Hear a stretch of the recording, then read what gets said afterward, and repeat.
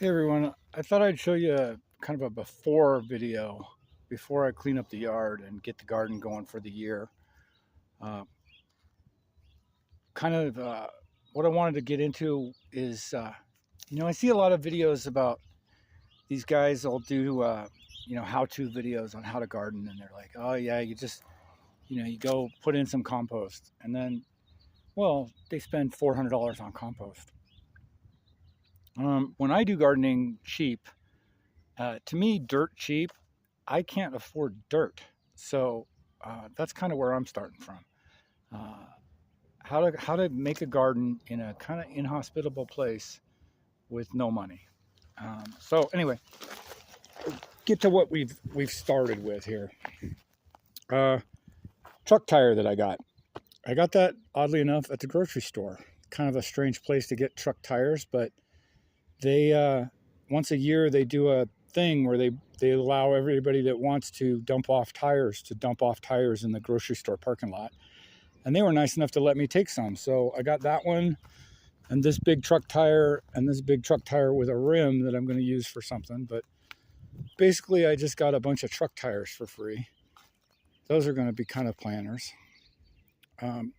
You can see there's kind of a flooding problem. And so this berm dike here. And this is our Nevada dirt. It's granite and clay and absolutely zero nutrients in it at all. So anyway, on this section of the dike, I dug it out and did a hugelkultur bed. This was my second hugelkultur bed. And I was surprised at how well it worked the first year. But one big problem I had was that it was mound shaped. And so all the water ran off of it. It really didn't grow very well. But you can see the only things that really survived here are the yucca plants. But I did plant a couple new fruit trees, and those are doing okay. And then this whole wall here is Jerusalem artichokes, which I'll get into in a little bit. They're my favorite thing in the garden. And you can see last year's project was to put all these logs in and try and make it flat. And I get these logs for free, along with these. These ones I just kind of found on the side of the road from a guy that was cutting down a olive tree, and I wanted them because it's olive wood, and I'll make something out of those, like cutting boards or something. But this here is wood chips that I get for free. Two of my neighbors are arborists, and so they can bring me as many wood chips as they every day they can bring me 14 yards of wood chips. So you can see my driveway here. This was all covered in weeds when I got this property last year. And I've covered this entire property. This was covered in about 18 inches of wood chips, and it's now compressed down to about 6. And basically the plan here is my entire life is revolving around wood chips now. But basically they dump off the wood chips over here, and they start to compost, and I pull the wood chips back, and then eventually this is my compost pile of wood chips. And eventually the worms have started to move into the back edge here. I've got some red wigglers going, and eventually I would like this whole thing to just be worms. And then I could sell the worms, but also I like to make machines out of junk metal and stuff. So I'm kind of planning on making a hammer mill and grinding this down into sawdust and then compressing it into wood blocks like Presto logs and wood pellets that I can sell, because all the mobile homes around here use pellet stoves.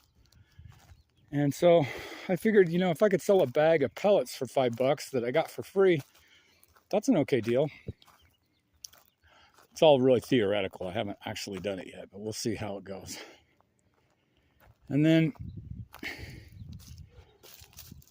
this side of the lot here, I've pulled the pile back a little bit because I'm going to start planting comfrey and rhubarb and other stuff in there, along with, again, Jerusalem artichokes along this whole fence line. But I'm trying to get more green material for the compost bin. It's been really hard for me to get nitrogen because I'm super afraid of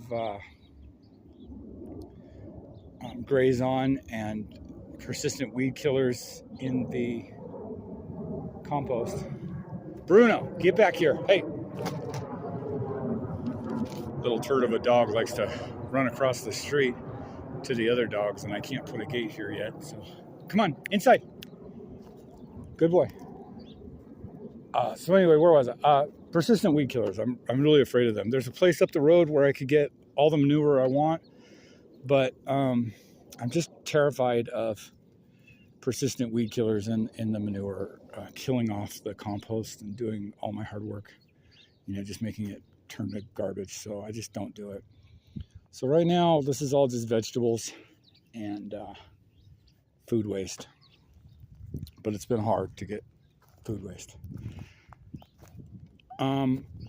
Over here, you can see, obviously, I don't have any place to put anything. So I have junk piles that are just randomly showing up. But these are some things I got for free that just kind of looked like raised beds. So that's what they became. Compressor things here that a couple tack welds, and those turned into raised beds. This gazebo, eventually I'll put the top on it and finish it all out. It's one of those ones with the plastic sides, and it actually looks really nice, complete, but I've kind of trashed the plastic sides, so I don't know. I think it's just going to be cover for some hops plants. We'll see how this goes this year. I don't know. And then this is my little bumblebee planter that I used to make this kind of stuff at my old shop. And then I could sell it and make some pretty good money on that. But this one I kind of just liked, so I keep him around. Or I liked it more than what I could sell it for. How about that? So I didn't want to sell it for what I could get for it. Okay. So then phase 2 of the wood chips is right here. And I got to give a lot of credit to YouTuber, The Savvy Dirt Farmer, who does a lot of videos about setting up your own nursery.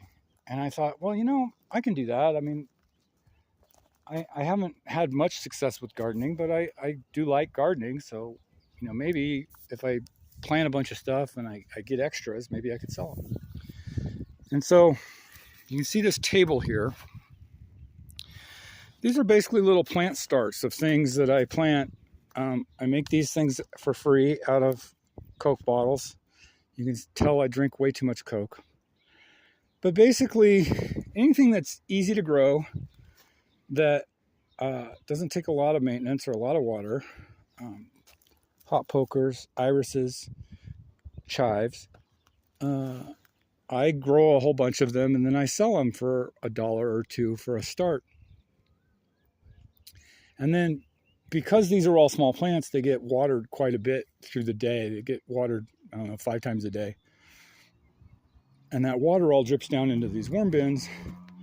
And these turn into huge breeder bins for me. These are just teeming with little baby worms in the summer. I haven't been able to really capitalize on that until this year. So that's the plan this year. Moving on, you can see file cabinet that I got for free. These make excellent raised beds. You can see this one settled a little bit, so I gotta fill this up with compost this year. Another gazebo thing that I got for free, which now I'm just kind of stringing lights on. Eventually there's going to be lights going every which way, and this whole area is going to be all lit up. And hopefully this summer I'll plant a hops plant and I'll have this covered in hops, and then I'll get some shade from that. I don't really like the idea of buying shade cloth when I could just have a natural cover of some other vegetable there, like loofah or something, I don't know. But for now, the plant's going to be hops plants.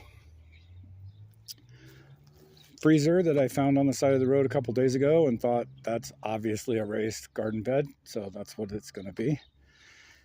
And the next project is I'm going to line this whole area with something, probably 55-gallon barrels cut in half or something, so they're down low, and just a whole raised bed area here. A lot of guys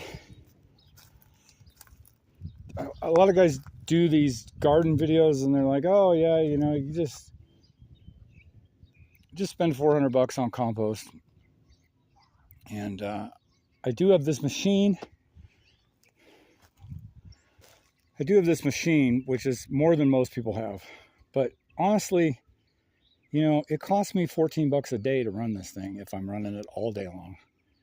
And I have to run it all day long because it's really good at digging a hole, but it's not so good at moving lots of material. So my goal this year is to buy a Chinese loader that can pick this stuff up and drop it in a different spot, because that's really what I need. But it's been an okay machine, but I've spent a ton of money on hoses and hydraulic fluid, and this engine is just dying. It's got another little oil leak in it now.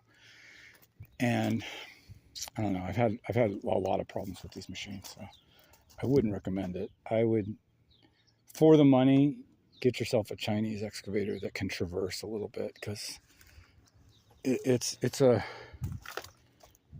hard to make this machine work around the property, really. Okay. Compost pile. More free things that I got. These are just currently tables right now, but eventually this is going to be part of a process to move this compost. I haven't really designed the machine to do it, but eventually this is all going to move the compost, and then I'm going to sell the compost and sell the worms and sell the wood chips and sell the plants and sell the planters. That's kind of the idea. This is my table of death and sadness. Anything that doesn't make it over on the sales table ends up over here. You can see there's a couple of little things. Kind of, hopefully they come back, but usually they just come over here to die.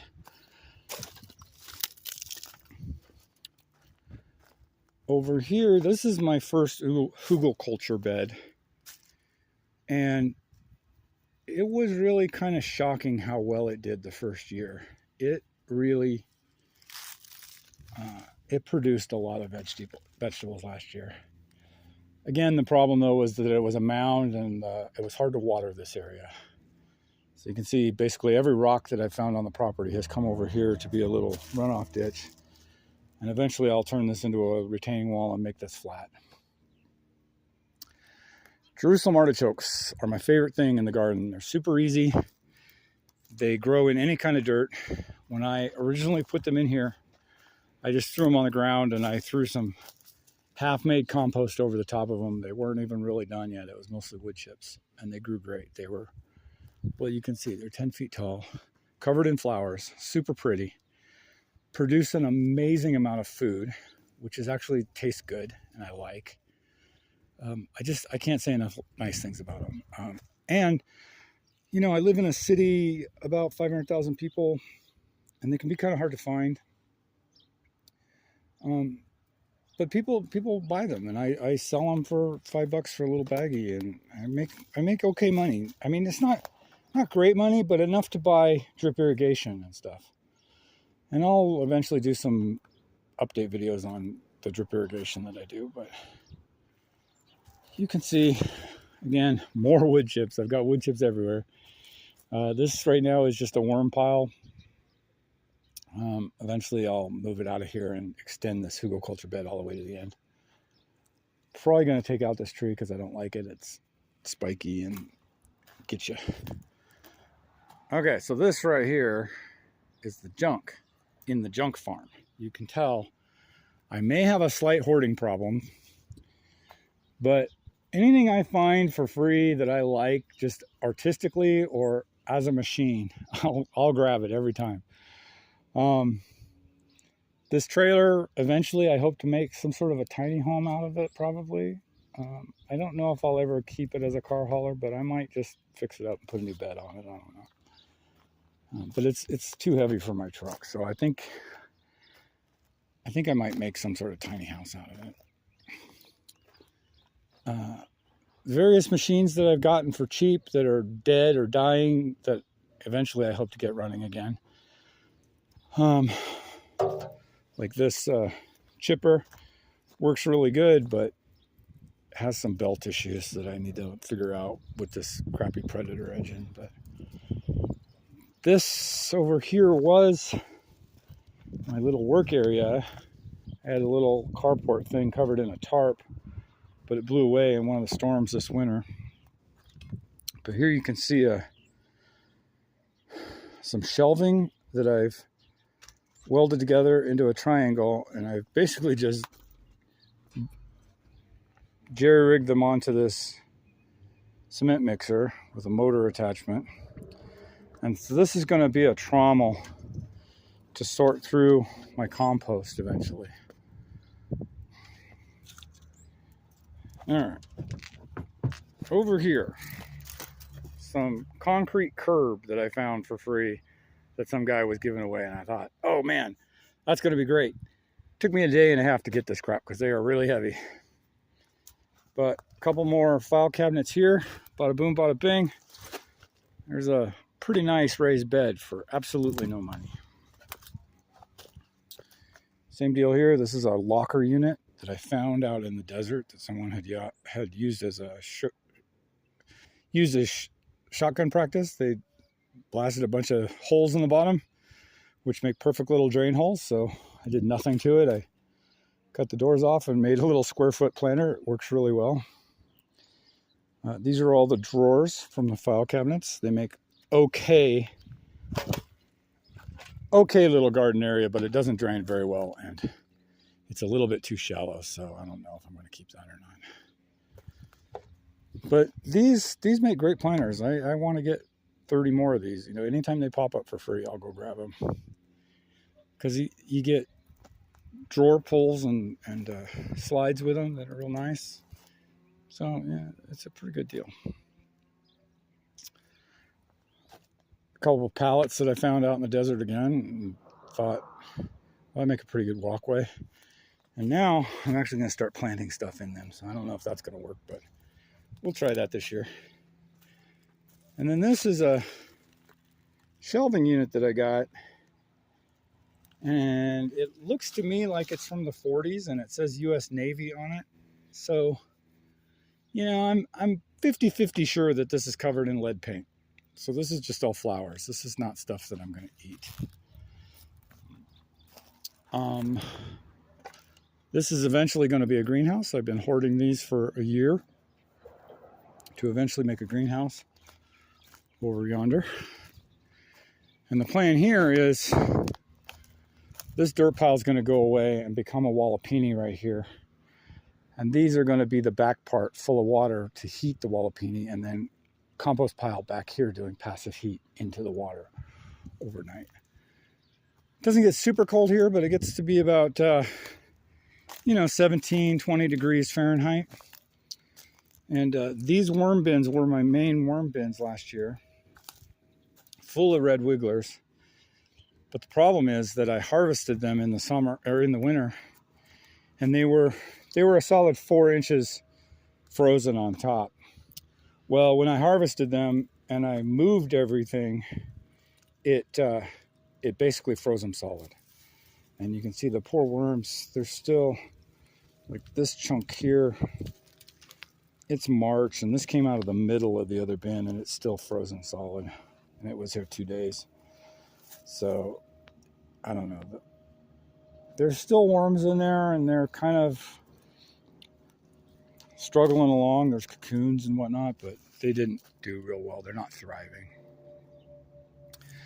Eventually, this whole area is going to go away, and these are all going to be garden beds like this. But at the time when I started this bin, I had no compost. So this is just another pile of wood chips that I've been watering and letting the worms break down.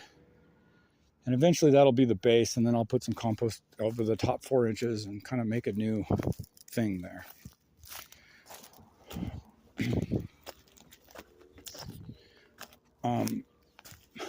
I have kind of a flooding problem where water comes down over here. So my plan for that is these IBC containers, which I'm going to fill to the height of the IBC container and then put some fencing around them to make them look nice, which I haven't got around to yet. Again, all Jerusalem artichokes down the fence line here.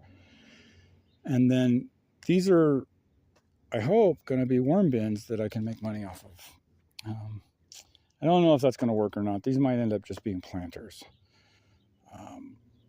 For right now, it's kind of hard to have both, but I've planted some low maintenance things like iris just to segregate them by color, and hopefully they'll spread out and then I can sell them as individual plants, but I don't know if that's going to work or not.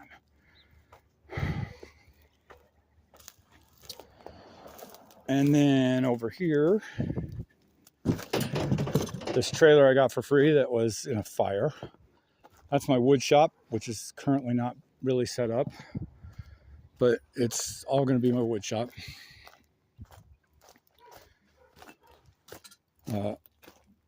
Barrels that came from Burning Man that I think held sewage in them. They say Sandy had at some point, and they were blocked off. Those are going to be part of my wall of painting. Pallets that I've saved and hoarded, those are eventually, this is going to be a chicken coop, I hope, back here. Same problem back here. I started on this, and then my my excavator died, so I couldn't really do it. And then also my neighbor got really weird and posted signs that said, "Keep away from fence," on my side of the fence. And I'm like, yeah, I'm not going to do that. So eventually this is all going to be, again, a large retaining wall, just to raise this elevation by like a foot so that I don't get flooded from this road. This is all building materials for a building that I plan to put here, but I don't know, that's kind of dead in the water right now because the county didn't like the idea of me building without a permit. They wouldn't give me a permit without building without a floor. Anyway, it looks like I got a customer here for some onions, so that's it for now.